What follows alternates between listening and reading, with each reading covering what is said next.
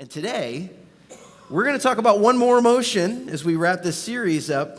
And this one emotion is the one that other downward leading emotions tend to trend toward.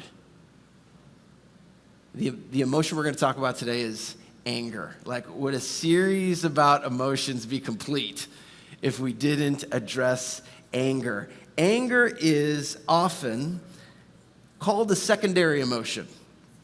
So if you're writing anger down at the right top of your page right now, write secondary emotion. The reason why they say that is because anger tends to surface out of another emotion or out of another circumstance. In other words, anger can be the outward emotion that other people that you do life with see, but there's usually something bigger underneath the surface. And I think this is important. Now, I want to give you a chance to just try this idea on for size, okay? So just right where you are, you and I are talking, right? I want you to close your eyes. Go ahead. Close your eyes, and I want you to think about the last time you really felt anger. Last angry outburst.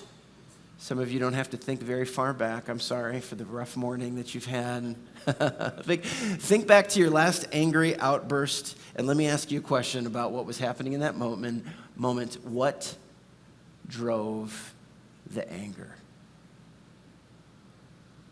You see what I mean? It wasn't necessarily anger for anger's sake, was it? There's more going on. It could have been anxiety. It could have been a feeling of betrayal.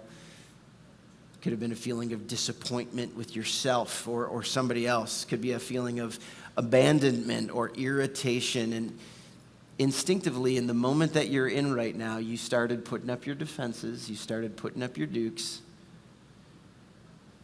because you were trying to protect yourself from this uncomfortable vulnerability of, I've been hurt like this before. I do not want to get hurt like this again.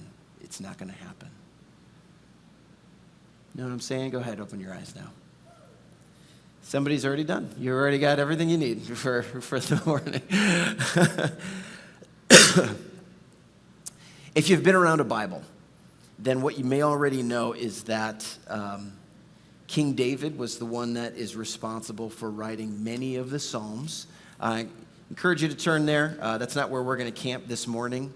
But the Psalms are just some beautiful prayers, some beautiful worship songs, praises. King David was responsible for many of those, but the man could write a pretty angry psalm as well. Let me draw your attention to one in particular. This is Psalm 109. Check it out. And I'll put it up on the screen as well. He writes, "Let his years be few. Let someone else take his position. May his children become fatherless and his wife a widow. May his children wander as beggars and be driven from their ruined homes." David is having a day, right? And here it is. This is his prayer. He says, "Dear God, I hope he dies.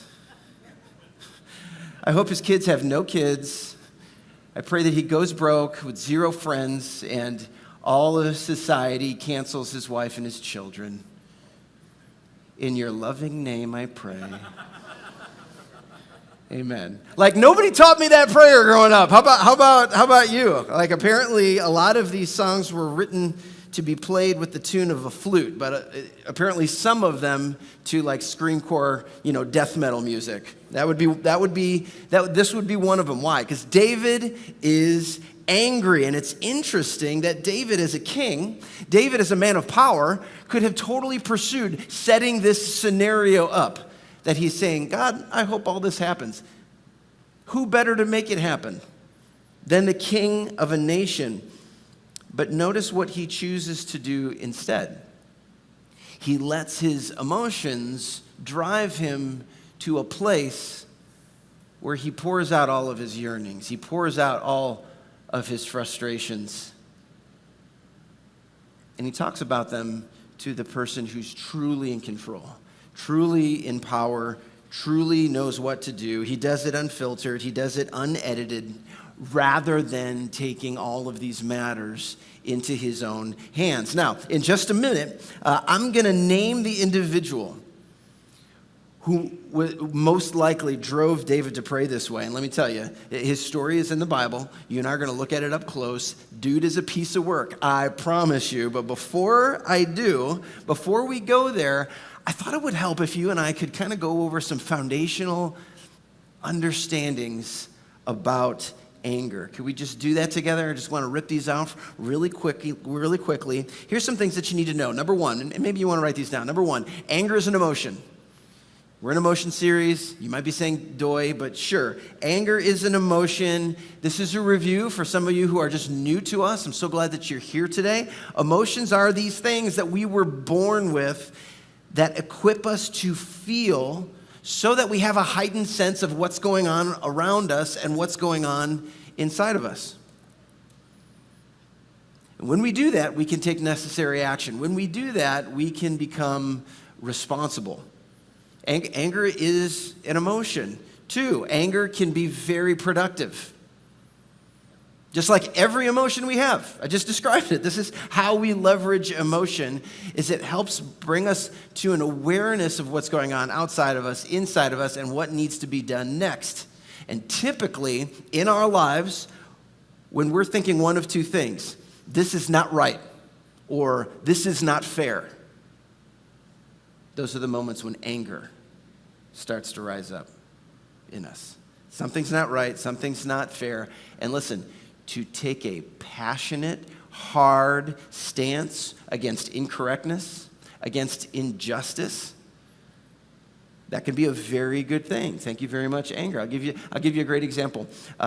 Earlier this week, a prayer went out on the prayer chain. If you didn't know, we call it the prayer chain. This is something that anybody can be a part of. All you have to do really is check the box that says, put me on the prayer chain.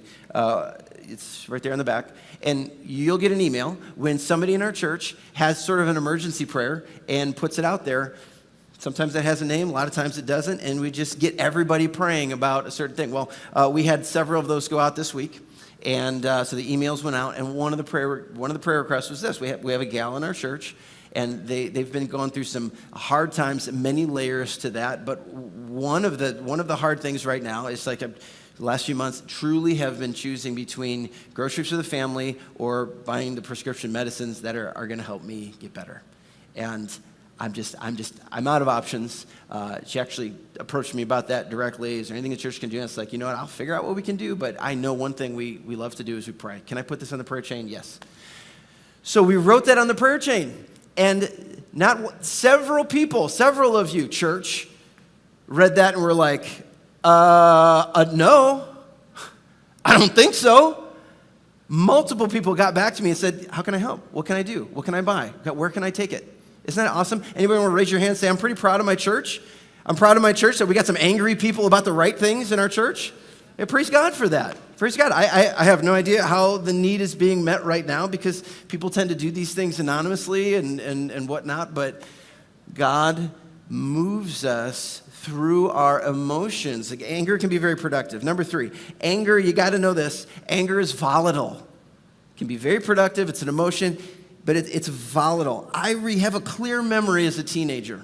Back in the days when I had a lot of struggles with anger. I was an outburst kind of kid. My dad had to discipline me with a heavy hand often. And then in the years of my teens when he wasn't in the house, it turned into a lot of just like argumentativeness with my mom, and kind of she would say, you're not going to corner me and badger me this way. So now I know how it made her feel. And like, that was just an out of control part of my life. At the same time, it was a part of my life when I was learning how to give myself to Jesus. And just so you can be encouraged, both of those can be happening at the same time. And you just keep bringing it to Jesus, he'll win. And I have a clear memory of sitting in my room reading the Bible, and I came across this verse, and I was like, I got to memorize that. And so I did. It's Psalm 4:4. If you need it, here it is. Be angry and do not sin. Ponder in your own hearts on your beds and be silent. You know what was great about that verse? It taught me a few things. One, that anger is not a sin. feels like a sin because of the things we tend to do out of anger, but anger in and of itself, not a sin. And it also showed me, it reminded me that the angrier we are, the less self-control we have, which is, it makes it volatile. It's how we tend to do a lot of our sinning is out of anger because we're in a moment of lack of self-control. And we're not putting any space there. And that's why the Bible says, in your anger, don't say, hey, Justin, go to your room. go sit on your bed. I started to do that as a teenager. I'll tell you what, as a husband and a dad, when I feel like I'm starting to lose it, sometimes I'll send my kid to their room for their own safety. And then you know where I go? I go to mine.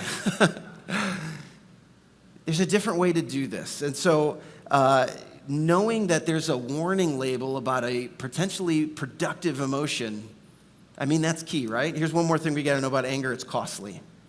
Anger is costly. It's like, let me talk to my drivers.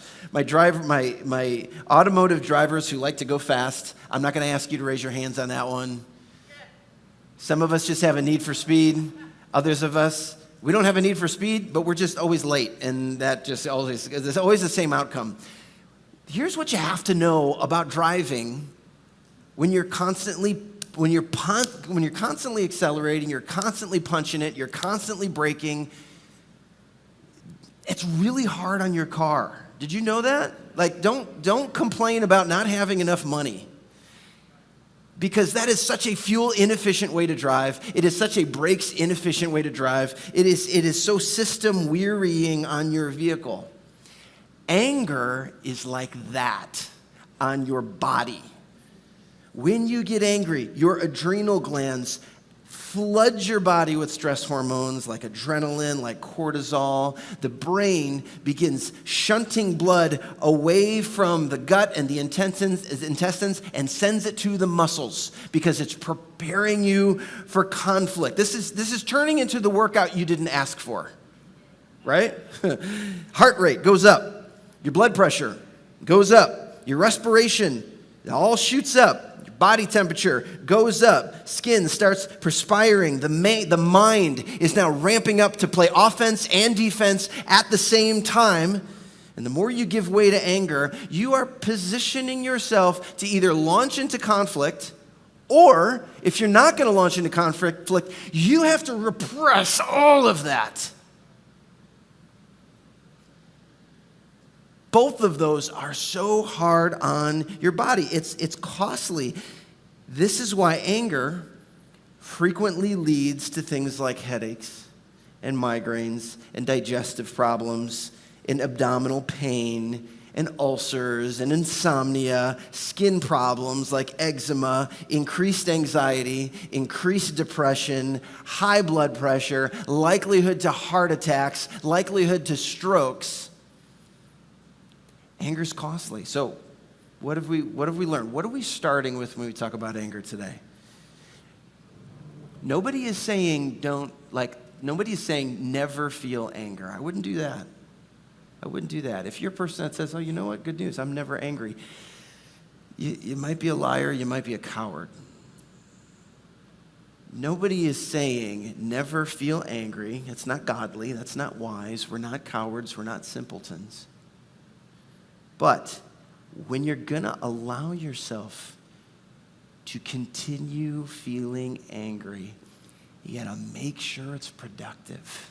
And you got to make sure it's going to be worth it. Tracking with me? Yeah. All right. So, back to David. We're not told exactly who David is sounding off about in that psalm that we read, but many theologians agree that it's most likely a man named Nabal. And we get to read his story in 1 Samuel 25. Would you turn there with me? I want to ask you, if you're open to the psalm, just start paging over to the pages that came before it till you get into the ones and the twos. 1 and 2 Samuel, 1 and 2 Kings, 1 and 2 Chronicles. That's the neighborhood. Find 1 Samuel 25. And while you're turning there, a little context. David was king, but before David was king, and another king of the time, Saul, was in power, Saul had it out for David, And so David and his men were basically at a period of his life where they were wandering in the wilderness. They were wandering from cave to cave. What were they doing? Just trying to stay under the radar. Join me at verse 2. 1 Samuel 25, verse 2. This is where we meet the players, all right? Certain man in Maon who had property there at Carmel was very wealthy. This is Nabal. He had 1,000 goats and 3,000 sheep. That's Bible speak for dude was loaded, okay? And 3,000 sheep, which he was shearing at Carmel. This is going to come back. His name was Nabal. His wife's name was Abigail, and she was intelligent and just a beautiful woman, but her husband was surly and mean in his dealings. And right here is where the director shouts, action. Ready?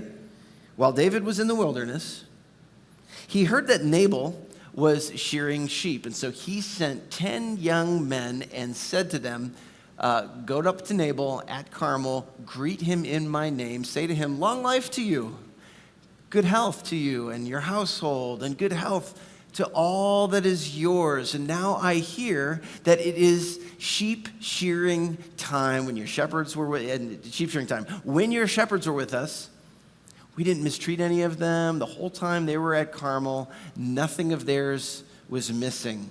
Ask your own servants, they will tell you. And so therefore, be favorable to my men. Since we come at a festive time, please give your servants and your son, David, whatever you can find for them. So what's going on here? Well, David and his men had been hanging out in Nabal's neighborhood. This is like you want to throw a party and your tough cousins are going to hang out in the street with their bulging muscles and their loud cars and whatever. And because you know those guys, people are actually going to come show up to your house. You feel safer. This is what was going on for them. The Amalekites could have totally marauded Nabal. The Philistines could have totally come and just taken what they want. This is a day and age when bigger people just took what they wanted. Even the occasional wild animal. Because of their very presence, Nabal was safe from all of that. And now it's sheep shearing time. And at a time like this, everybody would be happy. Everybody would be festive, and they would be, eating and drinking, and it would have been customary to cut the bodyguards in on the festivities. That makes sense to you? Just nod your head. Okay. Little tip, little something. So David, now, and remember, he's kind of homeless right now. So this really matters to them. And he noticed that he missed the invitation. Nobody said, hey, come on, we're ready for you. He missed the invitation. And so very humbly, very respectfully, sends a message to Nabal, asks him to just share the love. Well, verse 9 says, when David's men arrived, they gave Nabal this message in David's name, and then they waited.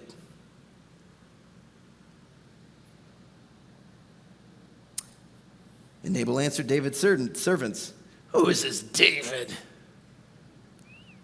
You know I'm doing a voice, but I know you were doing it in your head, you too.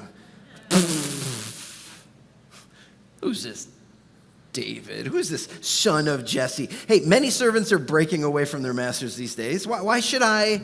So first of all, how do I even know this is a good dude? How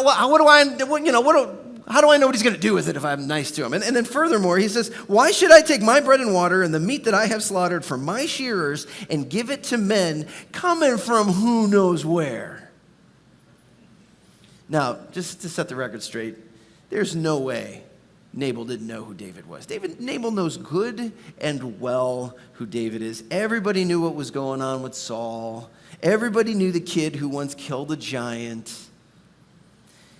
Nabal rejects David, and he does it in a pretty offensive way. How you feeling right now?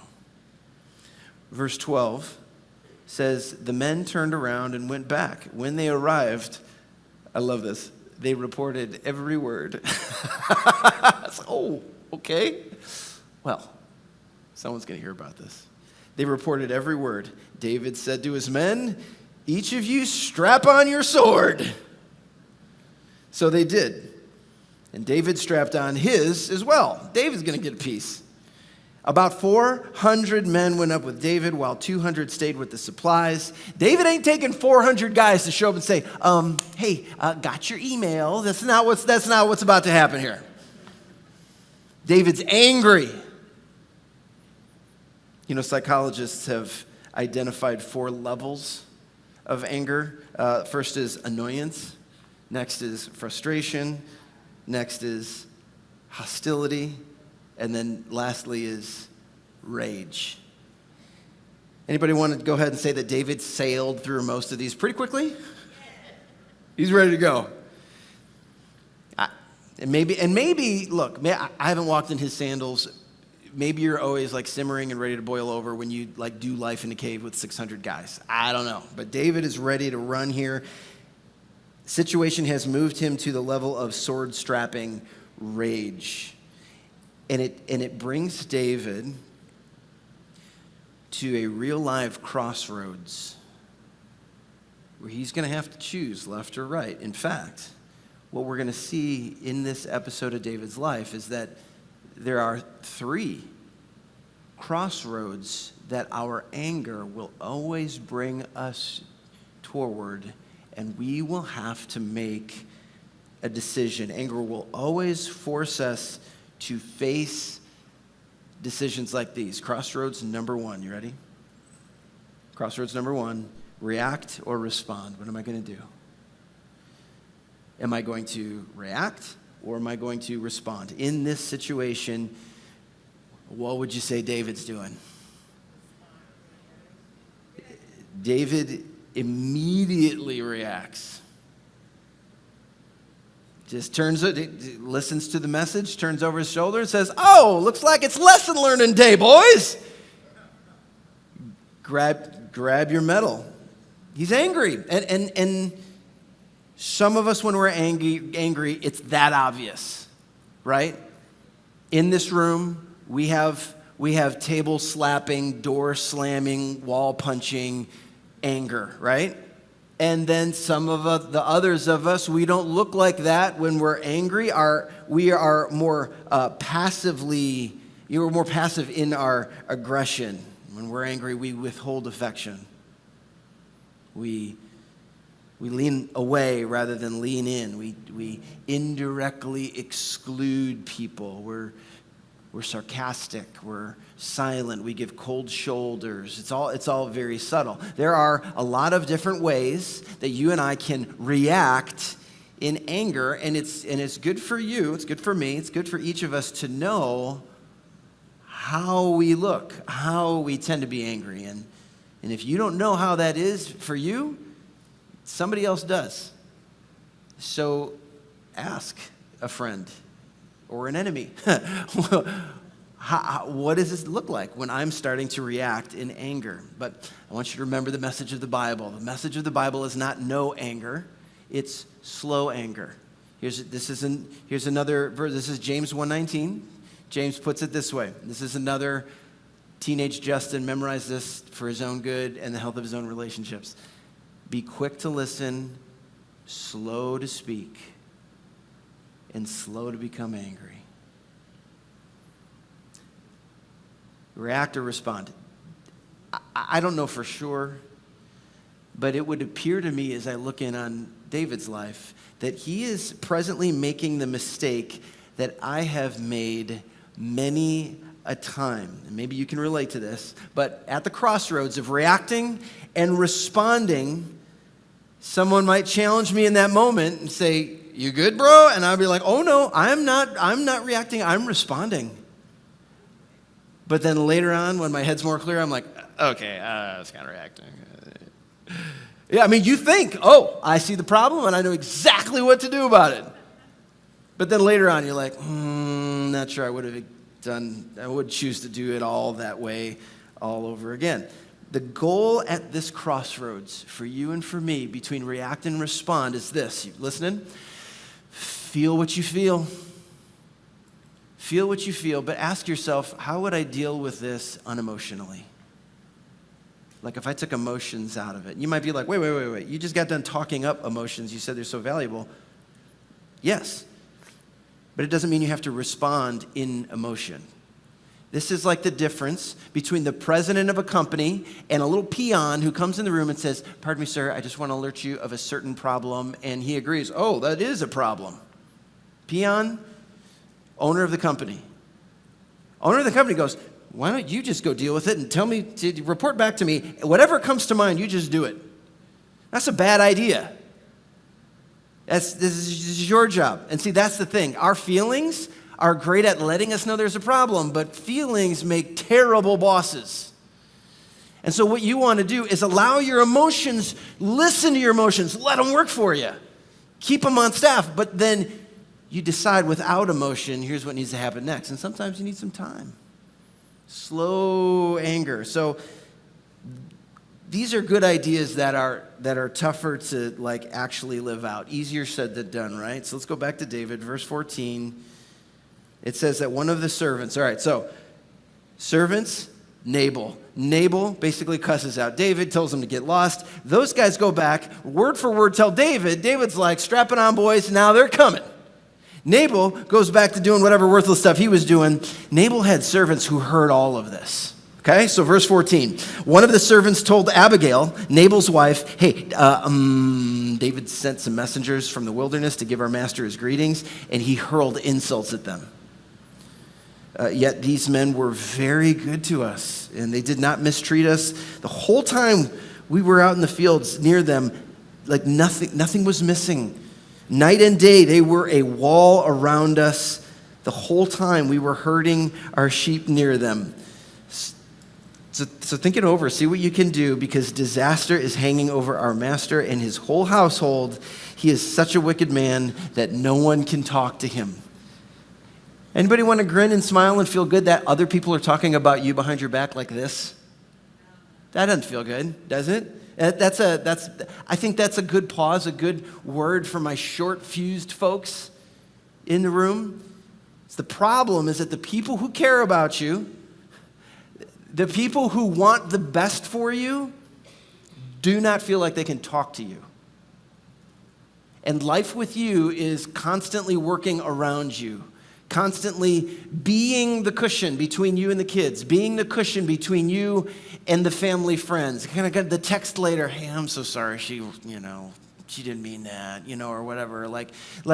You're putting it on other people to create margin between your actions and consequences for everybody. You see that?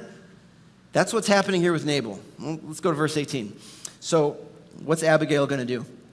Abigail acted quickly. She took 200 loaves of bread, 2 skins of wine, 5 dressed sheep, 5 measures of roasted grain, 100 cakes of raisins, and 200 cakes of pressed figs. Almost none of that impresses me, but I'm assuming it's a good thing. She loaded them onto donkeys, and then she tells her servants, "Go on ahead, I will follow you." But she did not tell her husband Nabal. So what's going on here? Well, I'll tell you something. We're starting to see something. Abigail is a smart lady. She sends servants ahead with food. Food. Wisdom from Abigail, write it down. Never fully disassociate angry from hangry. You're going to take care of this. In fact, I remember a long time ago, like when I was single, didn't have any kids, my pastor's wife, who had a lot of kids, said, "You'd be surprised the amount of childhood drama and hurt that can be solved with a sugar cookie." And all the parents nod their head. And at the time, I can tell you, I remember thinking, that's kind of like cheating. Why don't you actually parent your kids, And now I'm a parent. I'm like, makes a lot of sense. Because here's the deal. It can be so hard, if not impossible, to pull an enraged person back down the hill that they're going up, down the way they came. But surprisingly simple to just kind of bump them off the hill with a startling act of kindness. It's pretty amazing. Verse 20, as Abigail came riding her donkey into a mountain ravine, there were David and his men descending toward her, and she met them. Can I show you another sign of wisdom here from Abigail? You can help an irate person jump tracks with the courage of humility. How you approach them, how you speak to them. I want you to imagine being one of the soldiers, the sight. Who's coming to face? Who's coming to the battle? A woman, alone, on a donkey, essentially cornering herself in a valley, facing a mighty army. Like if you're a fighter, that is no way to enter the octagon. Am I right? And that is the point. Even at 100 yards, you can see this is what she's saying. Hey, I am here to help settle this, but I am not here to fight. I'm not here to keep this thing going. And so she's here to meet him. Little does she know, she meets David right in the moment that he is, keyword, rehearsing his hurt. Don't believe me? Look at this. Just moments before, this is verse 20. David had just said to himself, it's been useless, all my watching over this fellow's property in the wilderness so that nothing of his was missing. He has paid me back evil for good. Now you tell me from your own life, do you recall how this loop that we play just gets louder and louder and louder when we've been offended, when we've been hurt, and we think to ourselves, this is how they treat me? After what? After all that I've done. Yes, exactly. After all we've meant to each other. We just put it all on the table and say, I cannot believe this is how they treat me. Now, Abigail doesn't know this about David. She's just walking up. She sees David. It says that she quickly dismounts. She bows down low before him. She says, pardon your servant, my Lord. Just let me speak to you. Hear what your servant has to say. Please pay no attention, my Lord, to that wicked man Nabal. He's just like his name. His name means fool. Folly goes with him. I think it brings up the question, is this how we're allowed to talk about people who have screwed up to other people? Like, do we just always throw people under the bus like Abigail seems comfortable with? No, I don't think so. I don't think this is a commentary on how spouses should treat each other to other people. But I do believe this is a commentary on what it means to call a spade a spade. And what we're going to see is this is where she's headed with that. Look, you're hurt. I get it. I'd be upset too. That's what she's saying. And by the way, I don't think in Bible times parents name their kids fool. This is probably a nickname, by the way, that he's just notorious for. But if his parents actually did name him that, then maybe that explains a few other things about why he's so easily agitated. But she's saying this, David, would just please slow down. Please slow down. Just, can we talk? Just slow down enough for me to talk to you. And this is what we're going to see in verse 28. What does she want to say? What does she want to do? She wants to speak a bigger picture of what can happen next. Because essentially she's saying, David, you and I both know this. What you do in this moment will follow you for the rest of your life. Anybody wish you had a friend back in the day who had stopped you? Just say, hey, there's a lot to this, I know. But think about what you're doing. And she says, the Lord your God will certainly make a lasting dynasty for you because you fight the Lord's battles. What battle are you in right now? You fight the Lord's battles. Everyone knows this. No wrongdoing will be found in you as long as you live. Don't let this be a blemish on your record. Then your conscience won't have to bear the staggering burden of needless bloodshed and vengeance. I'm okay. I'm very comfortable pleading for my own life here, but David, I'm thinking about you. Abigail points out the second important crossroads that your and my anger will bring us to. Remember that? First one was, am I going to react or am I going to respond? Here's the second one. Am I going to rehearse or am I going to reflect? Am I gonna keep playing this loop over and over and over? The one that is only from my point of view. The one that rehearses all of my offense and all of my hard feelings so that I can justify my reaction. Is that what I'm gonna do? Or am I going to reflect on where this pain came from? and the direction in which it will send me if I go through with what I am tempted to go through right now. Let's talk about rehearsing just for a second. Some things you got to know about rehearsing. One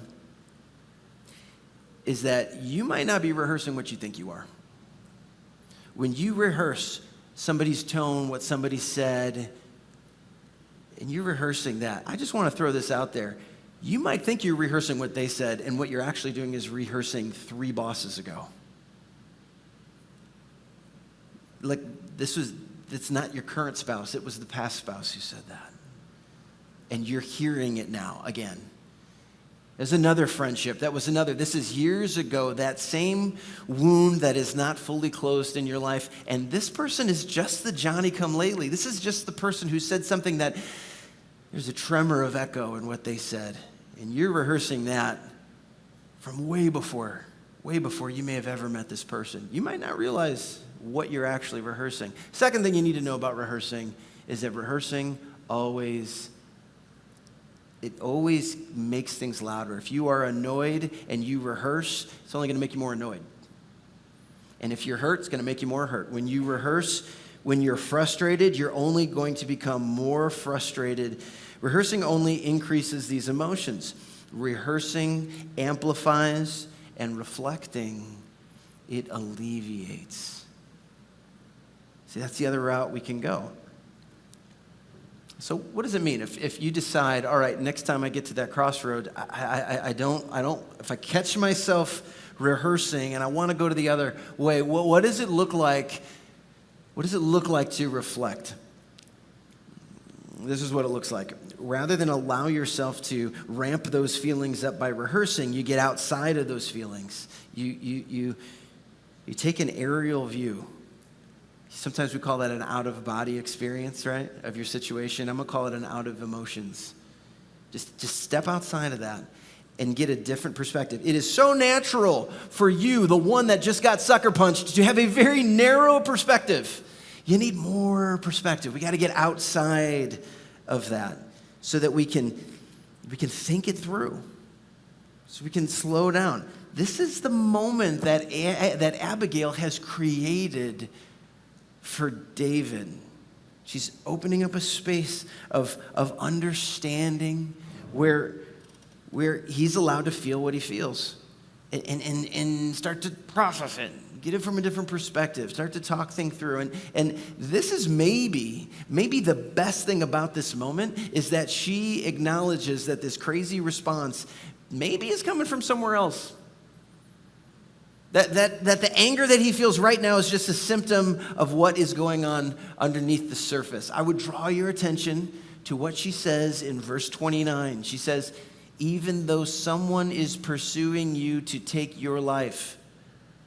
Well, that's Saul. What does he have to do with this? Oh, right now, everything. Maybe. Someone's gripping his sword with white knuckles. That's possible, right? She says, look, I know you're exhausted. I know you're annoyed. I know you're afraid for being treated so badly by King Saul. I just want to ask, are you going to take all that out on us? Is that what's going to happen next? You know, this is kind of cool. Remember the psalm we read earlier, Psalm 109, when David's rant about his emotions regarding probably this situation? In that psalm, there's this one little verse where David is vulnerable. With all the table pounding he does in that psalm, verse 22, he includes this in the prayer, hey, for I am poor and needy and my heart is full of pain. That's not exactly barreling at your chest, is it? And this is usually true of a lot of us that struggle with anger, is that it comes from places of hurt. And you know what they say, right? That hurt people hurt people. And so, as Abigail increases David's perspective, what she's able to do is she's able to remind him that God is his protector. And he knows that. She reminds him God is your provider. He knows that. She reminds him of God's promises, his great purposes for David, and she helps David get to this place. It's almost like he's now at this third crossroad, and she comes and just stands there with him. We never want to be in these crossroads alone, right?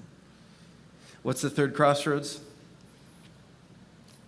Well, David, is it going to be rage or is it going to be release? That's the third one. Rage or release? David, you are offended. I totally get it. I would be too. You are angry. I do not blame you a bit. What are you going to do? What are you going to choose? And you and I will have a choice to make in that moment as well, won't we? And I really think this feeling understood piece, it makes all the difference. I mean, it ups the tremendous value of having relationships with people who listen to you. People that you can call, people you can text. Listen, the godlier the better. That's what I love about doing church with you, is that this right here, this is like a stocked pond of relationships waiting to happen, that you start today never knowing when you'll need them, to just bounce ideas off of, to be vulnerable with, relate to, and feel understood.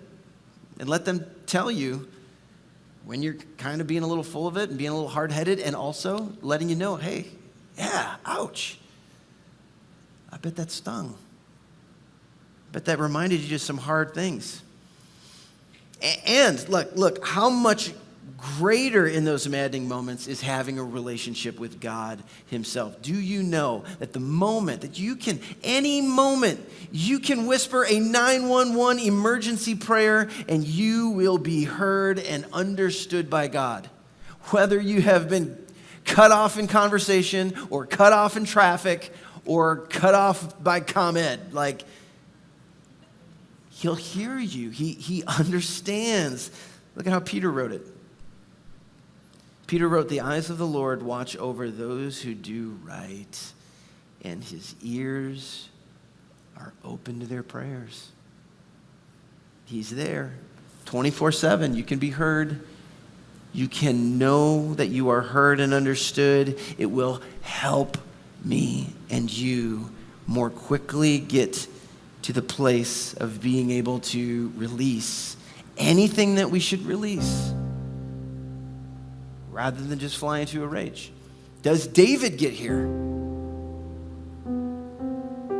He does.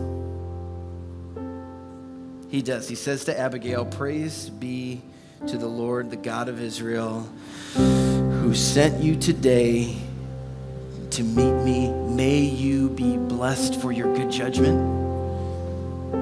and for keeping me from bloodshed this day." And listen, from avenging myself with my own hands. As you look at that, here's what I would underline. Avenging myself. That couldn't be truer to our experience, could it? David realized all this anger is about me. It's about me. When we are offended, there is a cry for justice now. It's revealed in every single one of us. And what we're so want to do is kind of nudge God off of his throne because we think that we can do better. And maybe you haven't heard this in a while, but I want to tell you about the God that you serve, the God that you're following. This is what he says, and it's written in Romans 12. Hey, don't take revenge, my dear friends, but leave room for God's wrath. Leave some space, because God's got wrath, and it's coming. And he always protects and defends his own. Ultimately, that's what happens. Moment by moment, sometimes it doesn't feel that way. This is his promise. He says, it's mine to avenge. I will repay. I will do it right every single time. And don't get thrown off because I'm merciful and loving. Otherwise, you would have gotten way more from me than you actually do. This is a God who took his wrath out on his son so that you and I could join his family. We could be forgiven. We could have an eternal hope. Hey, as we wrap this series up today, let me just remind us of some things. Is that our emotions will take us somewhere. They always do. Allow them to take you to the God of the universe, to the only true, rightful ruler of your heart. You know, the weakness we feel in some of our worst, our most uncomfortable emotions can remind us to put our trust in God. Remind us that He's good, He's sovereign, He will have the final word, and He has promised to take care of you. So you and I got to get on a path of becoming emotionally healthy if we're ever going to become spiritually mature. And how we do this is we got to let our emotions go ahead and get our attention like the blinking lights on a dashboard. Let our emotions get our attention so they can move us into the direction of being with Jesus. Instead of acting like God, like taking things in our own hands, taking the control that God has, just taking us to God.